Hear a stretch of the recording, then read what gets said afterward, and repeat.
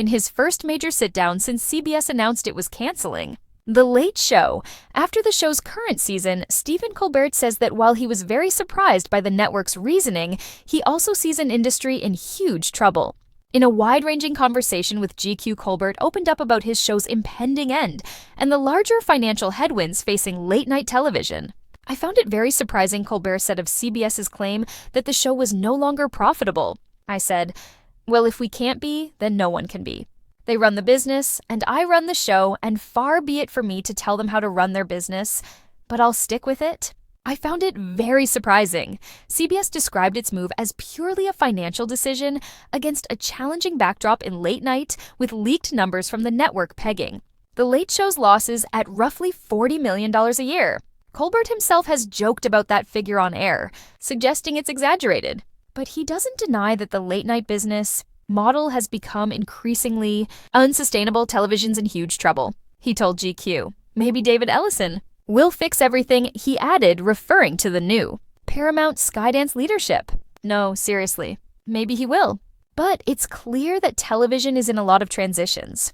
That's not my end of the business. My end of the business is the jokes. Colbert went on to describe the cost realities of producing a traditional late-night show, especially one with the scale of The Late Show. These late-night shows are kind of like symphony orchestras, he said. They need a certain amount of personnel to do them. You can't really do a show in the Ed Sullivan Theater 1135 on CBS with a band and sketches and field shoots and stuff like that for the cost of a podcast. Still, Colbert defended the creative and cultural value of the format even as the economics shifted. You're keeping these shows on because you love the form, he said. It seems indispensable as part of some Americans' daily experience, but I can understand from a business point of view, they go well. That is meaningless to me as someone who has to answer to a board of directors and investors. Asked what late night still offers that other media can't, Colbert pointed to the sense of shared experience that he believes anchors the genre. There's a sense of community there, he said. There are fewer and fewer of what you would call third spaces in our life. And these late-night shows are for millions of Americans, a third space to come together and think about the day. In his first major public reflection since the seismic announcement that CBS would cancel The Late Show after its current season, Stephen Colbert has revealed a mixture of personal surprise and sobering industry analysis, painting a portrait of a beloved television institution succumbing to inexorable financial pressures. In a wide-ranging and introspective conversation with GQ, the host opened up not only about his show's impending finale, but also about the huge trouble facing the entire ecosystem of late-night television. The news, which sent shockwaves through the media landscape last month, was described by CBS as a purely financial decision, a necessary move against a challenging backdrop for the late-night genre. Leaked internal figures from the network placed The Late Show's annual losses at a staggering $40 million, a figure Colbert has since joked about on his own broadcast, but one that underscores a brutal new reality. For Colbert, the network's reasoning was met with a profound sense of disbelief. I found it very surprising, Colbert stated, reflecting on CBS's assertion that the program was no longer profitable. He then recalled his initial, almost instinctive, reaction to the executives. I said, well, if we can't be, then no one can be. This statement speaks volumes to Colbert's position at the apex of the late-night ratings ladder. If the number one show in its time slot cannot be engineered into profitability, what hope is there for the format itself? Despite his shock, he maintains a pragmatic, if wistful, deference to the corporate calculus. They run the business, and I run the show, he told GQ, and far be it for me to tell them how to run their business, but I'll stick with it.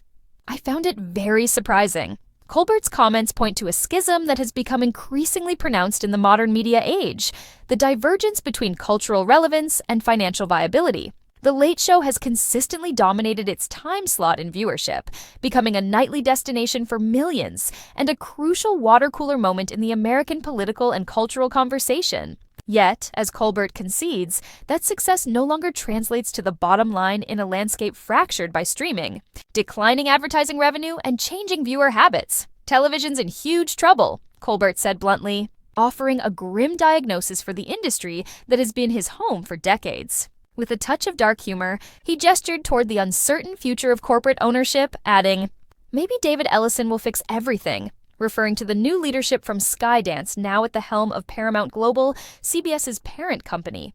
No, seriously, maybe he will. But it's clear that television is in a lot of transitions. He then neatly delineated his own role from that of the executives in the C-suite. That's not my end of the business. My end of the business is the jokes. Beyond the high-level analysis, Colbert provided a clear-eyed look at the fundamental cost structures that make a traditional late-night show like his so financially burdensome.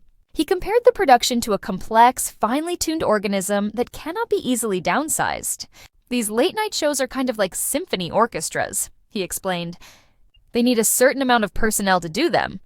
He elaborated on the sheer scale required to produce a show of the Late Show's caliber, pointing to the iconic Ed Sullivan Theater, the house band led by Jon Batiste and later Louis Cato, the elaborate pre-taped field pieces, and the writing staff required for nightly monologues and sketches.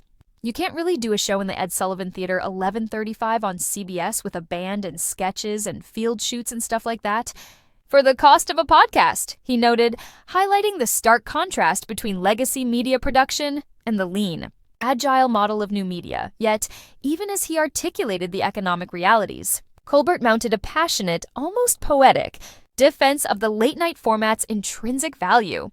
He argued that networks have until now sustained these shows for reasons that transcend pure profit. "You're keeping these shows on because you love the form," he said. "It seems indispensable as part of some Americans' daily experience. This indispensability," he suggests, lies in the unique communal role these shows play. In an era of isolated streaming and algorithmic content consumption, late-night television remains one of the last bastions of appointment viewing, a shared experience that processes the day's events through a lens of humor and humanity.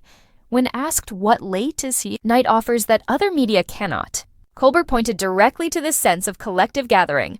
"There's a sense of community there," he asserted. "There are fewer and fewer of what you would call third spaces in our life.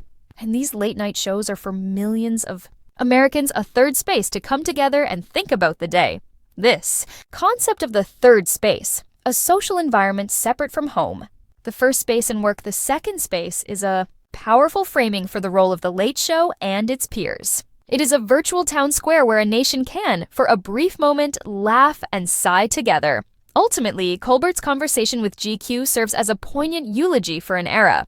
He understands the cold logic of the boardroom, acknowledging that from a business perspective, the cultural resonance of a nightly monologue is meaningless.